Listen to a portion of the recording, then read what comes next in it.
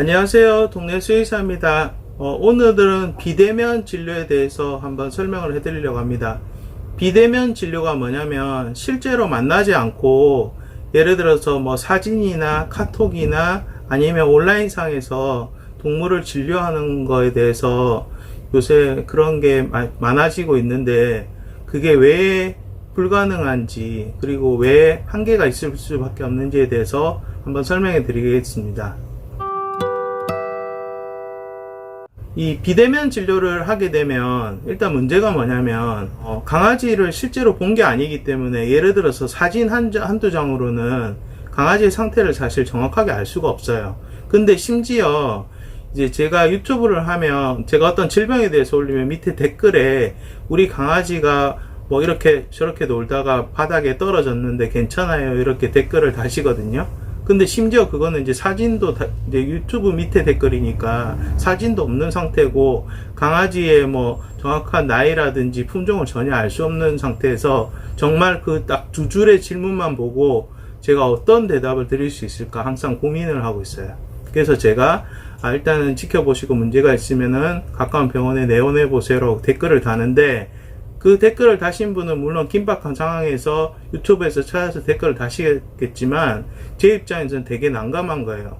예를 들어서 그 떨어진 높이도 중요하지만 강아지의 어떤 연령이나 그 다음에 강아지의 품종이나 그 다음에 떨어진 상황이나 떨어지고 나서 강아지가 지금 동공반사가 있는지 아니면 머리 쪽에 상처가 있는지 아니면 다리에 이상은 없는지 그리고 어떤 신경근에 이상이 없는지 저희가 이제 신체 검사를 해야 어느 정도 예측을 할 수 있고 또 안 되는 부분은 CT나 MRI를 찍어야 되는 상황일 수도 있고 반대로 얘기하면은 그냥 괜찮을 수도 있어요. 근데 그냥 괜찮을 수 있다고 제가 댓글로 괜찮으니까 그냥 내일 뭐 병원에 가보세요. 예를 들어서 그렇게 했을 때 만약에 밤에 문제가 생겨서 강아지가 뭐 그런 일 없으면 좋겠지만 뭐 죽었다.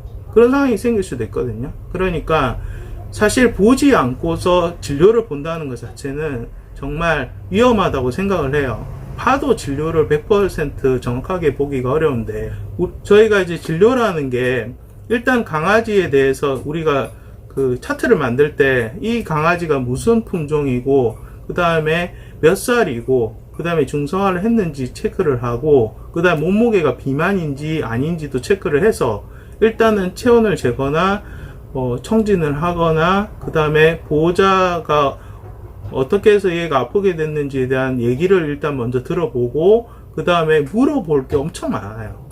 그럼 그걸 다 물어보고 신체 검사를 하고 필요하면 혈액 검사라든지 엑스레이나 초음파 검사를 해서 그나마 한 8-90%에 근접한 결론에 도달하는 건데 그거에 대한 게 전혀 없이 그냥 댓글 하나만으로 아니면 온라인상에 뭐 우리 강아지가 이렇고 저렇고 저렇고 저런데 사진을 띄우면서 어떻게 치료를 해야 되나 예후는 어떨까 이렇게 물어봤을 때 알 수 있는 게 없단 말이에요. 항상 모든 질병은 골든타임이라는 게 있어요. 예를 들어서 피부병 하나도 그냥 이렇게 뭐가 났단 말이에요. 났는데 대수롭지 않은 걸 수도 있지만 예를 들어서 나이가 많은 애나 그런 애인데 그냥 그 사진만 보고 이게 나중에 알고 보니까 이게 종양일 수도 있는 건데 그런 경우에는 뭐 얘를 떼서 조직 검사를 해야 정확하게 알 수 있는 거니까 그래서 그만큼 비대면 진료는 정말 어떻게 보면 위험하고 그리고 그걸로 알 수 있다고 하는 것 자체가 모순이라고 생각합니다.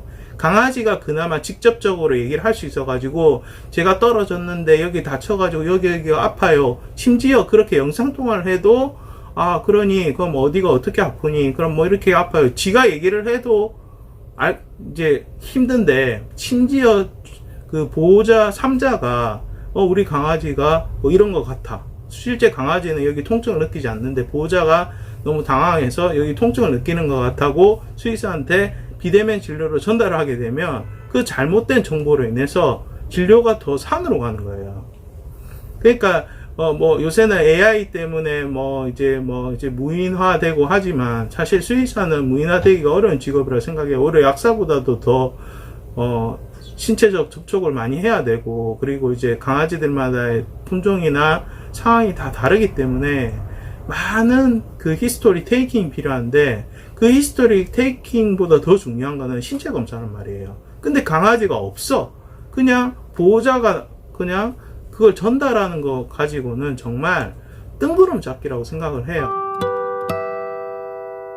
제가 제 영상 밑에 댓글을 달아드릴 수도 있지만 그 댓글로 너무 큰 기대는 안 하셨으면 좋겠고, 제가 유튜브를 올린 목적은 그 질병에 대해서 사전 지식을 참고를 하셔서 문제가 생기면 병원에 가서 직접 진료를 받으시는 게 옳다, 그거에 대해서 설명을 드린 거니까 뭐 우리 강아지가 이렇고 저런데 어떻게 해야 돼요? 라는 댓글을 달아주시면 저는 무조건 가까운 병원에 가보세요, 저는 알 수가 없습니다, 이렇게밖에 댓글을 못 달아드려요. 그거에 대해서 서운하게 생각하지 마시고, 생각해 보니까 그게 내가 말이 안 되는 행동을 요구했구나, 이렇게 생각하시고, 그 비대면 진료에 그게 동물병원보다 비용이 싸다, 5,000원, 10,000원이면 내가 상담 받을 수 있다, 그게 중요한 게 아니라 그걸로 인해서 오히려 골든타임을 놓쳐서 이제 애기들한테 더 안 좋은 결과를 초래할 수 있으니까, 조금 또 이상하다 싶으면 요새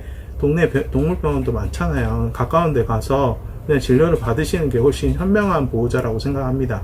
자, 오늘은 비대면 진료의 문제점에 대해서 한번 설명드렸습니다. 저 오늘 하루도 잘 보내시고 다음에 또 좋은 영상을 뵙겠습니다. 감사합니다.